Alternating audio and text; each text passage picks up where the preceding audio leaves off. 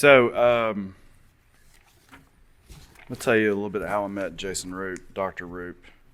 I'm going to tell you a little bit about my story in a minute, but I was on the bench. I was a judge. I left the bench because I wanted to do some good work for people, and it was very limited. You can't really do good work for people on the bench. You can't hardly even talk to them. So I left there, went to work for a company that does treatment, substance abuse treatment, and everybody was talking about Jason Roop. I was like, all right, I got to go meet this dude. So drove 2 hours just to have lunch with him one day. We started talking about his research, and I was sold from the get-go. Because I think what got me, and I think is what gets a lot of people that see Dr. Roop's research and that I've been able to come in on the back side of it a little bit, is that it's important because it fills a need.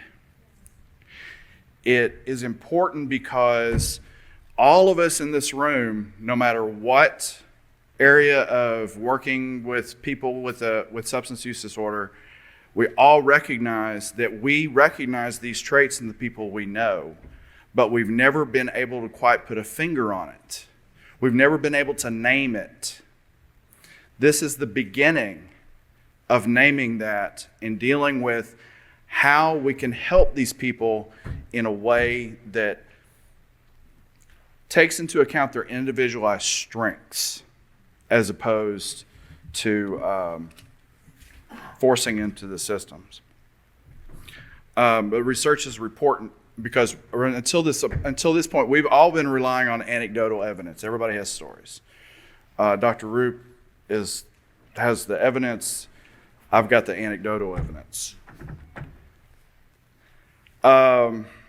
Before I start, let me say I am a former lawyer, a former prosecutor, a former circuit judge in Kentucky. Like I said, I went into all those things wanting to help people, but I was never satisfied with the systems that we all participate in, whether it's court, jail. At the time, we did a terrible job in residential treatment for the first 10 years of the program because there wasn't enough money to pay for it. There weren't enough insurance coverage. We relied on old, outdated models that didn't take into account MOUD or cognitive behavioral therapy or any of the other modalities that we all know work. What I found out once I got into heavy, the top kind of the scale as a circuit judge, is that those systems don't work, and change within those systems is slow, incredibly slow. Tried to change within the system myself, trying to do some things, and I'm too impatient. So I left. So now I work for spreading the message for people that we all try to help to people that need to hear it. Government officials, the public, churches,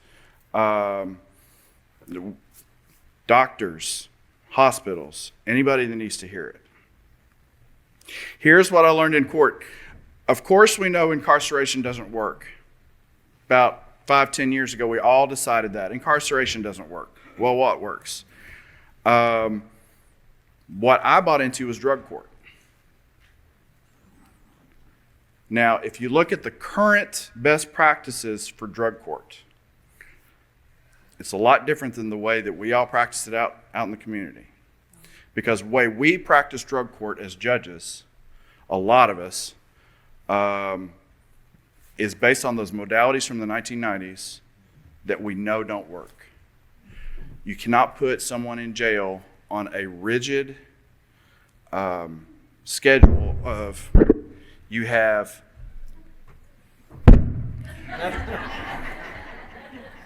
you cannot put someone in jail like first offense 7 days in jail, second offense 14 days in jail, third offense 28 days in jail, all the way up. Have people spending 90 days in jail for a positive on a drug screen. It's insane. Because it hurts everybody. It hurts the participant, it hurts the system, everything. So we tried to do some changes there, but judges are incredibly hard to train and to teach because except for Judge Sloan in the room right now, we all have these gigantic egos. And we don't want to learn. We're not very teachable. Would you agree to that? Yes, sir. Okay.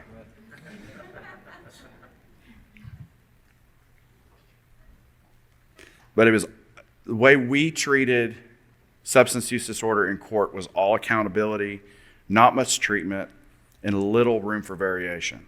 So I was searching, when I was on the bench, I was searching for ways to kind of accomplish my own goals of helping people and finding the best ways and seeing things that don't work. And I actually had a paradigm shift here at the RX Summit in 2019. And that's when I met Judge Dwayne Sloan, saw his presentation on his 10 Rocks program, which if you all don't know about, is spread all over Tennessee and probably other states by now. But it is an individualized court program for folks that fall in the cracks between drug court and straight probation. Drug court, you're supposed to pick those high risk, high need individuals. The ones that do great on low supervision or probation don't need much help, but you've got 90% of the people in the middle. So what Judge Sloan's program developed was individualized court for each of those people based on their individualized needs for therapy. Scalable, replicable, based on best practices, evidence-based methods that actually became available to the courts. Now, did I miss anything? No. Okay. I have since become friends with Judge Sloan, and I consider him a very important mentor. But at the same time, that initial meeting probably led to my leaving the bench for good. You're welcome. So let me tell you a story about Dwayne. This is funny. So I met Dwayne here at RX Summit. We went to the Stimulant Summit in Miami later. And so this is why Dwayne is not always a good mentor. No, it involves stuff at the summit. It didn't involve stuff out in Miami. But there's a speaker up there. One of the main plenary speakers, the keynote speakers, was this big old sheriff from Arizona. I mean, he's probably 6'8", 250, solid muscle and firearms. Yeah, solid muscle, firearms, cowboy hat, big old boots. And the whole time he was there, when he was speaking for an hour and a half, he kept talking about junkies over and over and over again. And me and Judge Sloan were standing in the back, and I just started fuming after a while. And I was like, man, why do they have this guy speak? What are we going to do about it? He needs to really be taught. And Judge was like, say something. Like, no. It's a question and answer. Say something. So here I am, goaded by Judge Sloan in front of this 6'8", 350. He keeps getting bigger every time I tell the story. Question and answer. I said, can you please stop using the word junkie? And he looked at me, and I swear I thought I was going to get a size 13 boot right up my butt. And I turned around and Dwayne was gone. So he's not always a great mentor. Sometimes he's a goater. So on the bench, here's what I saw in drug court. So we had a participant in there one time. He was, my training in drug court, it's all about behavior modification, accountability. It's heavy on sending people to jail, consequences. We have consequences for everything. This dude that I had did not care about a single consequence ever. He was going to have his way. We called him hard-headed. You're never going to make it through here. You're never going to achieve recovery if you don't get that chip off your shoulder. Does it sound familiar? Have you all said this before? So we're the same thing. One of the big things in drug court was we wanted to keep track of where you're working. So you had to get a paycheck job. We had to see where you were working, how much you were working, if you were late, all that kind of stuff. He didn't want to do that. He knew he could do things on his own. He finally got through drug court because we bent the rules a little bit and let him go out and work on home improvement like he wanted to. So now he owns a contracting company that employs 20 people. He started the most vital NA group that's gigantic. It's been going on. They meet 3 times a week.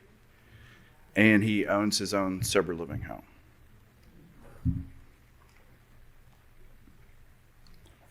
So here's what this research shows, is that the traditional methods of dealing with people with substance use disorder, and I am complicit, of anyone else, we failed to take into consideration traits of excellence and leadership that come out of addiction and recovery. Our folks have these leadership abilities, and we have to learn how to deal with that and how to help cultivate those. You cannot have a system, whether it's a treatment regimen, a treatment modality, whether it's social services, whether it's court system, so rigid that it breaks. Either the system breaks or it tries to break the person. Best leadership now is flexible and individualized in dealing with people we help. I have some entrepreneurial leanings myself. So as far as entrepreneurship goes, that is a good vehicle if we provide people with skills to help them accomplish their goals in recovery and in their life. Richard Branson said entrepreneurship is about turning what excites you into life into capital so that you can do more of it and move forward with it. Another quote about entrepreneurship. An entrepreneur is someone who jumps off a cliff and builds a plane on the way down. Now, how many people in active addiction can you say that about too? One of the things that I always hear in a treatment capacity and previously in courts was somebody be complaining about going to meetings or going to class or something like that. It's like, why? Well, I got to walk 10 minutes. And so, well, how far did you walk to go get the drugs? I don't say that. That's peer-to-peer. But that tenacity really shows. Entrepreneurs are risk-averse. They are willing to believe in their own abilities to follow their passions and risk personally and financially. From someone going into entrepreneurship and recovery as opposed to addiction, when using, they risk life, health, safety. In entrepreneurship, they risk financial stability. And some people are saying, well, I had a question one time. It's like, well, what's the risk there? I mean, how do you compare? It's like, well, using the risk, it seems like when you first get that first car, and the insurance is paid for. That's an important point I learned a long time ago. They're very proud of not only do they have a car, but it has insurance on it. A house. To them, those two basic things, having a car with insurance, having a house, either they're buying on a mortgage or they've leased a house that's big enough to hold all their kids, which they've gotten back. That is a bigger risk to them than the danger from using ever was. So entrepreneurs in recovery have more to risk from just basic things that we think of. That, if your business goes bust, you might lose that house and that car. One area of concern, and the one that I think we're going to look at going forward from this, and there's some opportunities coming up, is, and then Dr. Roop's going to talk about shortly, is training for those in recovery. Some of our folks have never had the opportunity to receive any formal training or education. College, grad school, or even very good experience. They may have ideas, they may have gumption, they may have resilience, they may have grit, but they don't know how to start. One of the things that we tried to do was when somebody had an idea, send it to the Small Business Administration or the chamber locally, which would have free classes on basic accounting principles, how to market on social media, how to use an Excel spreadsheet, those kind of things. Those are the basic skills that we kind of learn by osmosis, or through our own work, that these folks don't have the basic skills for. But if they had those basic skills, they could just fly. So they need training, they need education, and they need to be in the rooms like this. They need to be in the rooms with the chamber, with the Rotary, to network. Because so much of the opportunities that we have had, and I say we, I mean people not in recovery, and then once people learn, once they're in recovery, they're learned by osmosis from just being in the room. The connections you make, I didn't know that you could, run a bank. I didn't know someone could own a bank. How does that happen? Those kind of things. But the Leadership Academy that Dr. Roop is talking about is one of those model ideas that is going to come out of this. In the meantime, we all have to remember to be flexible. I've got some quotes up here from my folks, so you can read along with this. Today, my leadership traits that were once used for negative, self-serving purposes are now used for the good to help others find sustained recovery. Trained recovery leaders break stigma and advocate for addiction, mental health, recovery support services all around the country. This is someone who is an official of a national organization for support of persons in recovery. Recovery forced me to take a long, hard look at myself, especially the things that I don't like. I think that self-serving results in some humility and self-awareness that serves us well in leadership roles. Straight from what the studies have shown. This is my guy in drug court. I've been a leader my whole life. Let me tell you, his ego, it served him well. The good thing, too, is he was the only person I knew who didn't care to cuss in court whenever he wanted to. So I'm glad he kept cuss words out of this quote. I've been a leader my whole life. It boiled down to what I channeled the ability toward, whether it be hustling or working. I find that I can adapt to anything, but most of all, I found that change was only possible when I got tired of the pain and consequences of the active addict lifestyle. Addiction requires a certain perseverance. So does recovery. So does leadership. Here's what Dr. Roop was talking about, the positive, negative. It's like a superhero that goes from the dark side to the good side. They didn't lose their superpowers. They just stopped using them for crappy reasons.